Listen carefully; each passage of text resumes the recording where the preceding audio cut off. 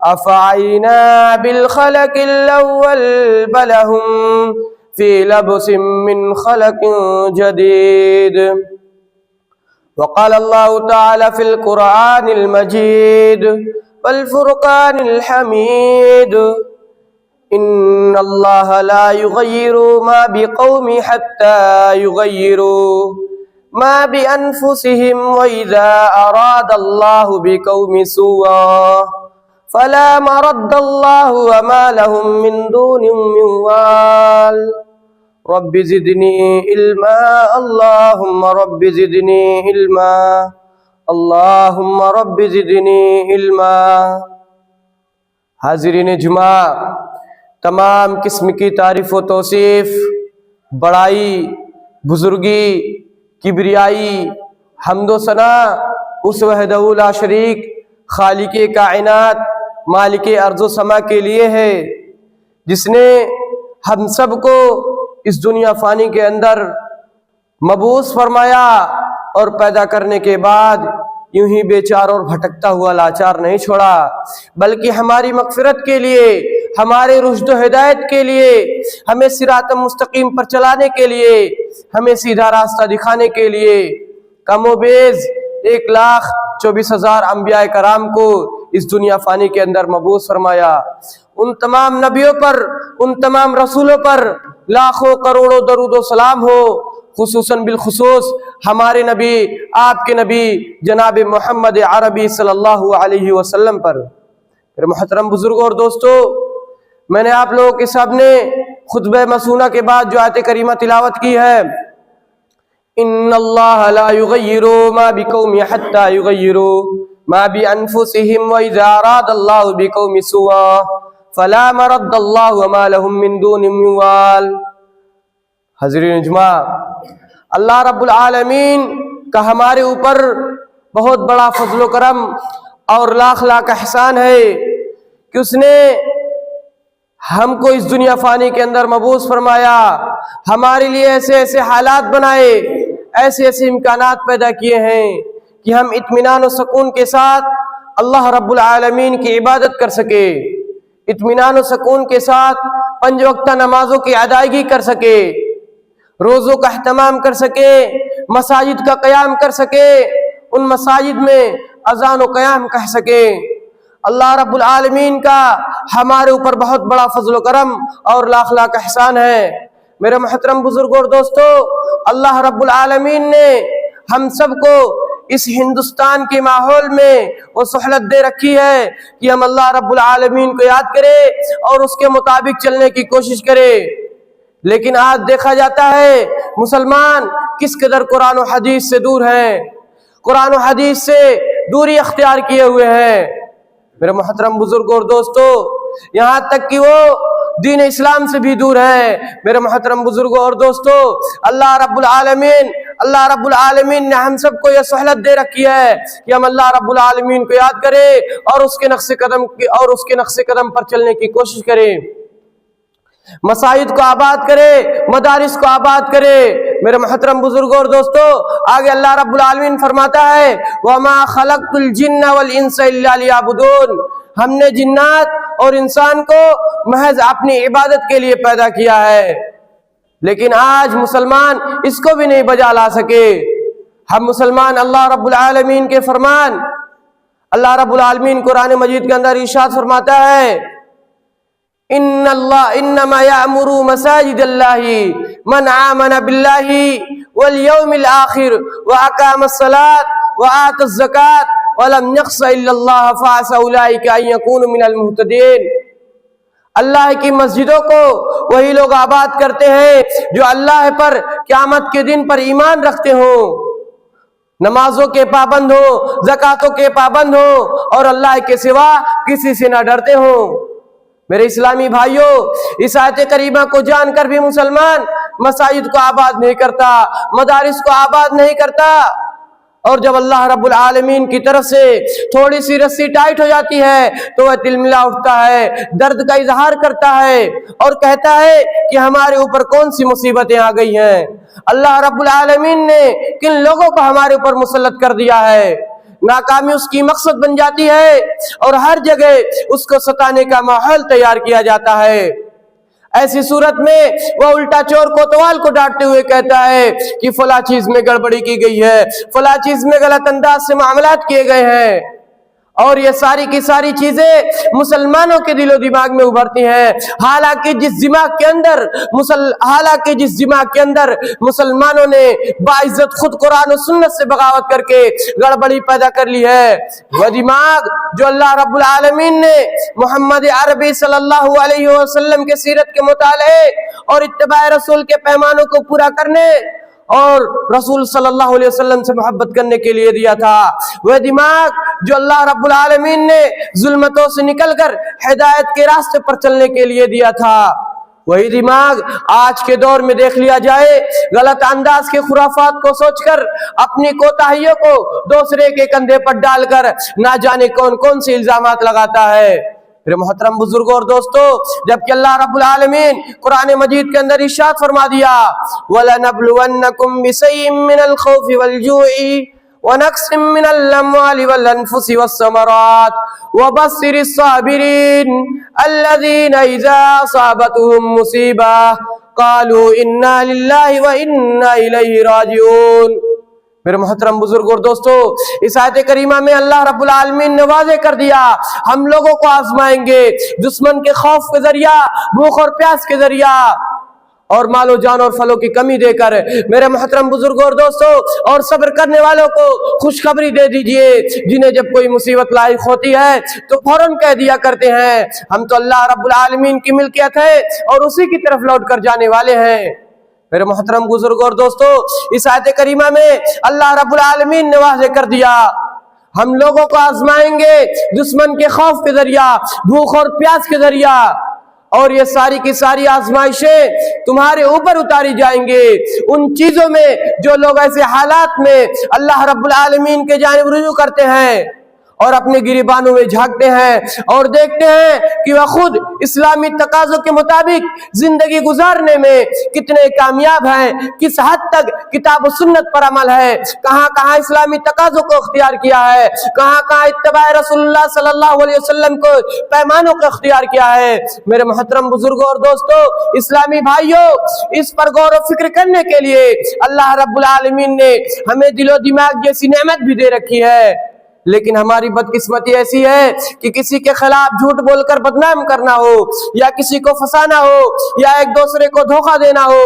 چغلخوری کرنی ہو، یا حرام و حلال کی تمیز نہ کرنی ہو، تو ایسی جگہوں پر، ایسی صورتوں میں مسلمان قوم سب سے آگے نظر آتی ہے۔ اللہ اکبر، جن کو دیکھ کر شیطان بھی شرما جائے، جیسا کہ علامہ اقبال رحمہ اللہ نے کیا ہی خوب کہا ہے وضع میں تم ہو نصارہ تو تمدن میں ہنود، وضع میں تم ہو نصارہ تو تمدن میں ہنود، یہ مسلمان ہے جنہیں دیکھ کر شرما یہود۔ میرے محترم بزرگوں اور دوستو، آج ہم لوگوں کو چاہیے کہ قرآن مجید اور سیرت رسول کے مطابق زندگی گزارے، لیکن ہماری بدقسمتی ایسی ہے۔ میرے محترم بزرگوں اور دوستو، کل قیامت کے دن جب اللہ رب العالمین ہم سب کو جہنم میں ڈال دے گا، اور جہنمیوں کو، اور یہ بھی ہے کہ جب جہنم میں سب لوگ ڈال دیے جائیں گے تو اللہ رب العالمین ان جہنمیوں کو عذاب دے کر ان کو نکال بھی دے گا، اور جو سب سے لاش میں جو آدمی، جو انسان سب سے لاش میں آزاد ہوگا، اللہ رب العالمین کہتا ہے وہ بندہ سفارش کرتا رہے گا، دعا مانگتا رہے گا، اے اللہ رب العالمین تو مجھے جنت میں ڈال دے۔ میرے محترم بزرگوں اور دوستو، اس کی کافی سفارشی کی وجہ سے اللہ رب العالمین کہے گا اے میرے فرشتوں، میرے بندے نے وعدہ کر لیا ہے، وہ بندہ کہے گا اے اللہ رب العالمین تو مجھے جنت میں نہ ڈال، میں تو یہ نہیں کہتا کہ تو مجھے جنت میں ڈال دے، بلکہ مجھے جہنم کے دروازے پر بیٹھا دے۔ میرے محترم بزرگوں اور دوستو، اللہ رب العالمین فرشتوں کو حکم دے گا اے میرے فرشتوں، اس کو لا کر جہنم کے دروازے پر بیٹھا دیا جائے، وہ جہنم کے دروازے پر بیٹھا رہے گا، جہنم سے نکال دیا جائے گا۔ میرے محترم بزرگوں اور دوستو، جنتی جو اپنی کھڑکیوں سے جھانک کر دیکھیں گے تو اس کے ماتھے پر لکھا رہے گا ھذا حر من النار، یہ آدمی جہنم سے آزاد ہوا ہے، اور میرے سامعین کرام اس کا چہرہ جو کالا سرخ ہوگا، میرے عزیز بھائیوں، اللہ رب العالمین سے وہ بندہ سفارش کرے گا، اے اللہ رب العالمین، میں یہ تو نہیں کہتا کہ تو مجھے جنت میں ڈال دے، بس میری یہ جو کالی کلوٹی شکل ہے اس کو تو پاک و صاف کر دے۔ اللہ کہے گا اے میرے بندے، تو نے مجھ سے ایک وعدہ کیا تھا، میں نے تیرا ایک وعدہ پورا کر دیا، میں نے تیری ایک خواہش پوری کر دی، اب اس کے بعد تیری کوئی خواہش پوری نہیں ہوگی۔ بندہ کہے گا اے اللہ تیری عزت و جلال کی قسم، تو مجھے جنت میں نہ ڈال، بلکہ مجھے تو اس پاک و صاف کر دے۔ اللہ رب العالمین کہے گا اے میرے فرشتوں، میرے بندے نے پکا وعدہ کر لیا ہے، اس کو حوض کوثر میں ایک غوطہ دیا جائے۔ جب اس کو حوض کوثر میں ایک غوطہ دیا جائے گا تو اس کے سارے پیشانیوں کی ساری مٹ جائے گی، سارا لکھا ہوا مٹ جائے گا اور اس کا چہرہ پاک و صاف ہو جائے گا، بلکہ وہ جس طرح دنیا میں تھا اس سے کئی زیادہ گنا اس کا چہرہ پاک و صاف ہو جائے گا۔ میرے محترم بزرگوں اور دوستو، اس کو پھر لا کر جہنم کے دروازے پر بیٹھا دیا جائے گا۔ پھر وہ بیٹھا کیا دیکھے گا کہ یہ درخت جو ہے بہت ہی پھلدار، بہت ہی میوہدار ہے۔ وہ کہے گا اللہ تیرے عزت و جلال کی قسم، میں تو یہ نہیں کہتا کہ تو مجھے جنت میں ڈال دے، بس مجھے اس درخت کی پھل چکھا دے۔ اللہ کہے گا ٹھیک ہے۔ وہ پھل جیسے ہی چکھنے جائے گا، ابھی اپنے ہونٹوں تک لے گیا ہوگا، اتنے میں ہی اس کو دوسرا درخت دکھے گا، اس درخت کے پھل پر لکھا ہوا ہوگا کہ اس میں 12 پھلوں کے ٹیسٹ ہیں۔ میرے محترم بزرگوں اور دوستو، اس پھل کو پھینکے گا، وہ فوراً اپنے آپ اس درخت میں جا کر لگ جائے گا۔ وہ اس پھل کے پاس جائے گا، وہ پھل توڑ کر کھائے گا تو اتنے میں آدھا پھل ہی کھایا رہے گا۔ وہ دیکھے گا کہ جنت کا دروازہ بہت ہی خوبصورت ہے۔ وہ اللہ سے کہے گا اے اللہ میں یہ تو نہیں کہتا کہ تو مجھے جنت میں ڈال دے، بس مجھے اس جنت کے دروازے پر ٹیک لگا کر یہ آدھا پھل کھا لینے دے۔ اللہ کہے گا ٹھیک ہے۔ وہ جنت کے دروازے پر جیسے ہی ٹیک لگا کر کھائے گا اور اندر جو فرشتے رہیں گے، جو جنت کے نگراں رہیں گے، جو گیٹ کے نگراں رہیں گے، وہ فوراً ڈھک کی آواز سنیں گے اور دروازہ کھولیں گے اور کہیں گے من انت یا رسول، تو کہاں سے آیا ہے، تو کون ہے؟ میرے محترم بزرگوں اور دوستو، وہ پیچھے مڑ کر دیکھے گا مگر ان لوگوں کے سوال کا جواب نہیں دے گا۔ وہ جنت کی خوبصورتی کو دیکھے گا، جنت کے میوہدار پھلوں کو دیکھے گا، جنت میں جو دودھ کی نہریں ہیں اس کو دیکھے گا، جنت میں جو شہد کی نہریں ہیں اس کو دیکھے گا۔ میرے محترم بزرگوں دوستو، اللہ کہے گا اس کو لا کر جہنم کے دروازے پر بیٹھا دیا جائے۔ وہ جنت کا دروازہ پکڑ لے گا اور فرشتے اور اللہ تعالیٰ سے سفارش کرے گا اے اللہ میں نے تیری بہت نام سنی تھی، دنیا میں نے تیرا بہت نام سنا تھا کہ جنت بہت خوبصورت ہے، اے اللہ تو مجھے ایک بار دکھا دے۔ اللہ تیرے عزت و جلال کی قسم، میں فوراً دیکھ کر فوراً میں نکل جاؤں گا۔ اللہ کہے گا ٹھیک ہے میرے بندو، وہ اللہ تعالیٰ فرشتوں کو حکم دے گا اس کو جنت کا سیر کرا دو۔ وہ جنت کا سیر کرے گا تو اتنے میں کیا دیکھے گا، ایک بہت ہی بڑا بلڈنگ ہے۔ میرے محترم بزرگوں اور دوستو، اللہ سے کہے گا اے اللہ میں نے سب جنت کے سب چیزوں کے دیکھ لی، بس مجھے یہ بلڈنگ دکھا دے۔ وہ جیسے ہی بلڈنگ پر چڑھے گا، ایک ایک قدم آہستہ آہستہ رکھے گا تاکہ وہ جنت میں دیر تک رہ سکے، جنت کی آلائشوں کو دیر تک دیکھ سکے۔ میرے محترم بزرگوں اور دوستو، وہ ایک ایک روم کو اچھی طرح سے دیکھے گا تاکہ وہ زیادہ سمے تک جنت میں رہ سکے۔ فرشتے کہیں گے اے بندے تیرا ٹائم پورا ہو گیا، چل اب تو جنت سے نکل۔ وہ جیسے ہی جنت سے نکلے گا، ایک ایک سیڑھیوں پر پیچھے مڑ کر دیکھے گا اور اس کے دل میں ایک خیال اٹھے گا۔ وہ زبان سے اقرار نہیں کرے گا، وہ زبان سے نہیں بولے گا، بس اس کے دل میں خیال رہے گا کاش مجھے اس بلڈنگ میں رہنے کا موقع مل جاتا۔ اللہ کہے گا او میرے فرشتوں، غیب سے آواز آئے گی، اللہ کہے گا او میرے فرشتوں اس میرے بندے کا ہاتھ چھوڑ دو، اس کی آواز، اس کے دل کی آواز صرف میں سن سکتا ہوں، تم لوگ نہیں سن سکتے۔ میرے محترم بزرگوں اور دوستو، آخرکار وہ جہنم سے جو آزاد ہوا ہوگا, جو لاش میں سب سے آزاد ہوگا, اسے بھی اللہ تعالیٰ وہ بڑی سے بڑی اونچی سے اونچی بلڈنگ عطا فرمائے گا. میرے محترم بزرگ اور دوستو, ایک حدیث سنے اور غور فرمائے. عن ابی ہریرہ رضی اللہ عنہ قال قال رسول اللہ صلی اللہ علیہ وسلم اول زمرۃ تلج الجنۃ سورتهم على سورۃ القمر لیلۃ البرد لا يبصقون ولا يمتخطون لا يبصقون ولا يمتخطون آنیہتهم فی الذهب انصاتهم من الذهب والفضة ومجامرهم العلوى ورسحهم المسك ولكل واحد منه زوجتان يرى مخ سوقهما من وراء اللحم لا اختلاف بينهم ولا تباغض قلوبهم قلب واحد يسبحون الله بكرة وعشيا.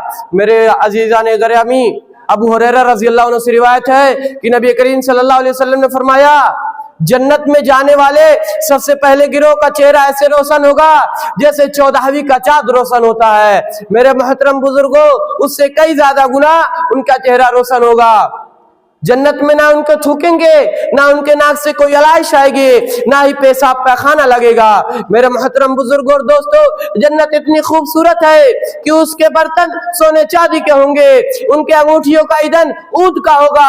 میرے محترم بزرگوں اور دوستو, جنت کی ایک اینٹ سونے کی اور ایک چاندی کی ہوگی, اور جنت کی جو مٹی ہوگی کستوری جیسی خوشبودار اور اس سے کئی زیادہ گنا مہکدار ہوگی. میرے محترم بزرگوں اور دوستو, جنتیوں کے ہر ایک شخص کے پاس دو بیبیاں ہوں گے جن کا حسن ایسا ہوگا کہ پڑیلیوں کا گودا گوشت ان کا اوپر سے دکھائی دے گا.